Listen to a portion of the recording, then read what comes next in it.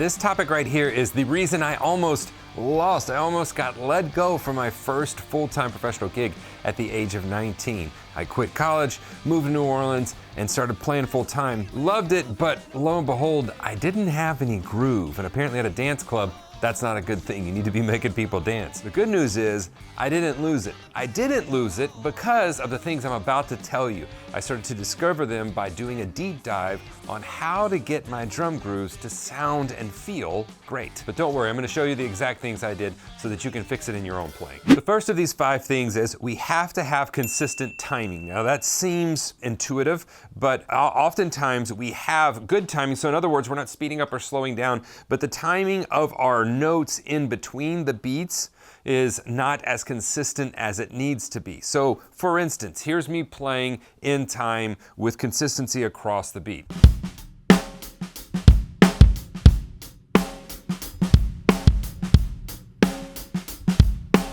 I can take and I can play in time, but have those internal elements move just slightly.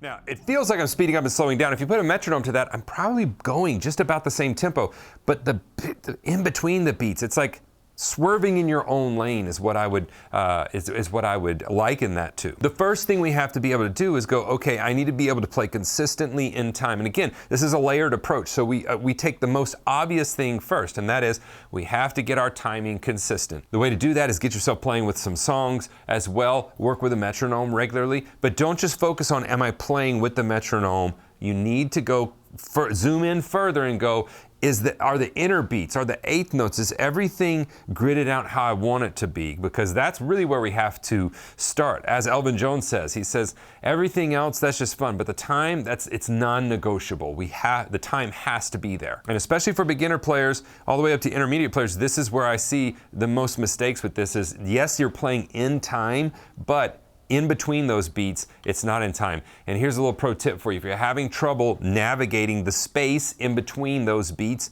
then what you need to do is set your metronome to smaller intervals. Set it to 8th notes or 16th notes. For me, timing is found with the black notes on the page, the notes were actually played. Groove and pocket is found in the treatment of the space in between those notes. The second one of the most common issues I see with players, in myself, I'm still working on it. I talk with drummers all the time that are on very large acts and they're still dealing with this. That is flamming in between your limbs. Flamming. What is a flam? A flam is not a unison. A unison is where we hit 2 notes together. A flam is where we're going to have a grace note followed by a primary note. So this makes this sound. What can happen, especially when we're playing grooves like this,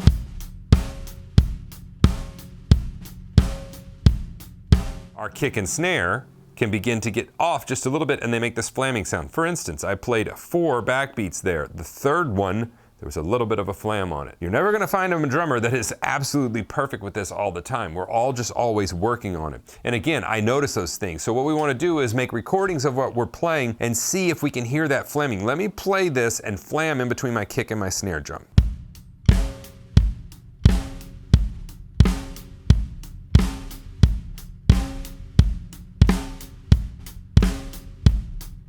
You hear how my snare is just slightly behind my kick drum? That's usually how it is the kick drum comes a little bit before the snare, but not always. Okay, now let me play that not flamming.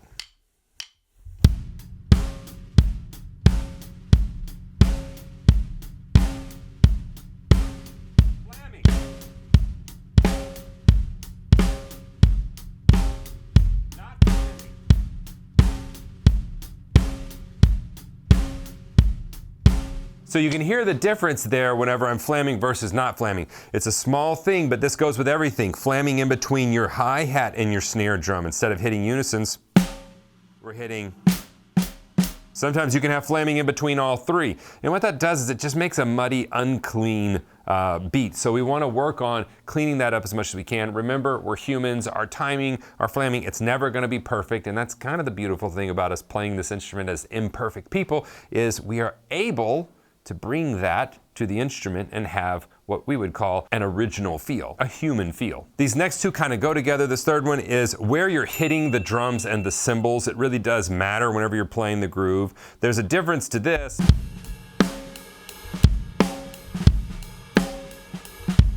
As opposed to maybe I'm gonna like hit like.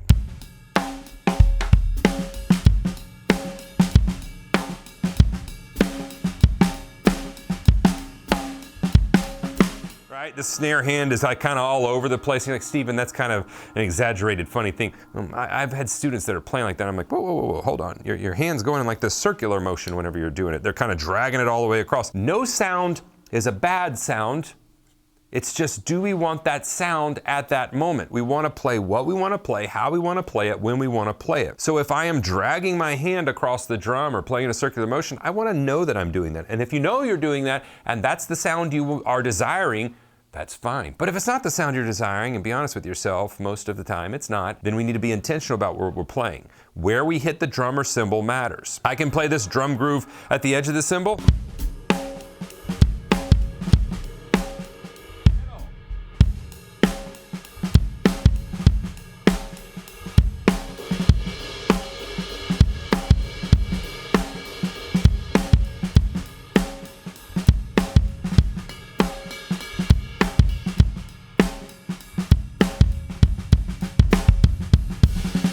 The fourth one is working on our own internal mix. What I hate to see is whenever players are playing at this.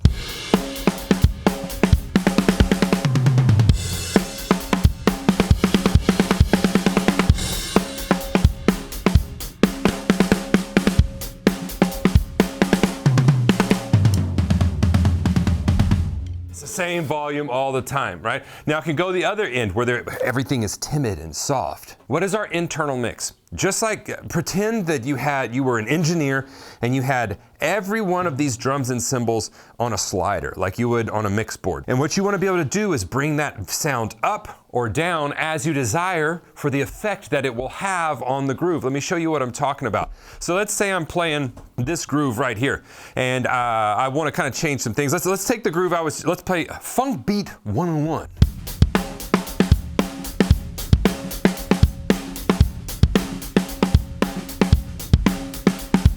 Everything one volume, it's not good. I don't like it. Maybe it is good. Maybe that's what you're going for. Remember, what we want to play, how we want to play it, when we want to play it. So if that's what you're going for, fantastic. But I want to kind of change it up some. Okay, now let me start with my hi-hat, okay? Let's start with my hi-hat, and then I'm going to bring the inner beats on the snare drum and bring those down, okay? So I'm going to make those ghost notes.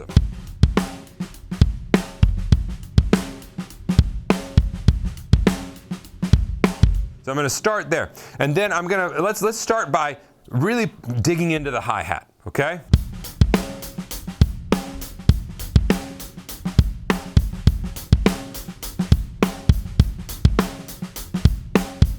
I call those Tom Petty hats because in a lot of his songs it's a very consistent sound and it drives the music in a certain way. Well, let's say I want to hit with the tip of my stick and I want to bring it down below the snare.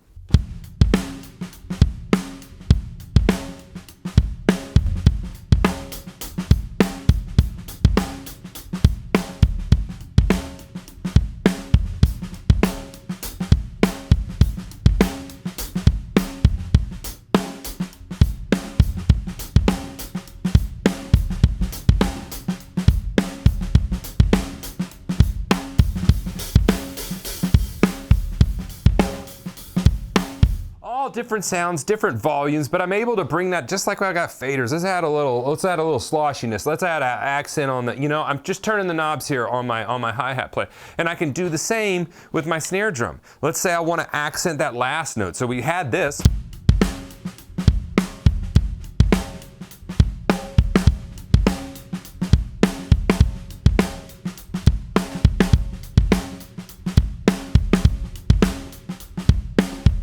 Maybe I want to buzz the last note.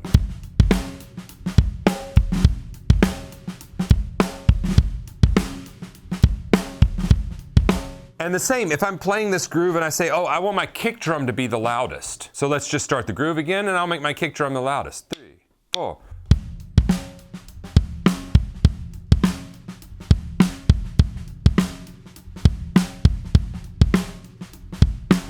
mixing our own internal mix. Before it ever gets to the sound guy, I want to have my drums mixed appropriately for how I feel they need to be played in the song. So that when they reach the sound guy, or sound woman, all they have to do is augment what I'm doing. And it's already nested how it needs to be into the music. This alone will take your grooves from like no to pro. It will take them just through the roof if you will just start paying attention to how loud each limb is and how your intentionality, how you're hitting the drum. And then we have one, consistency of feel, consistency of groove or pocket. So this has to do with the treatment of each note. Remember I said earlier that timing for me is the black notes on the page, but oftentimes we forget that there's just as much white space on the page. There's just as much rests, areas that we're not playing. So whenever we're playing those rests, we have to interpret them correctly, right? So what I want to do is have a consistent feel internally. So what does that mean? Is it a straight funk groove? Are we swinging the funk groove? So let me play straight.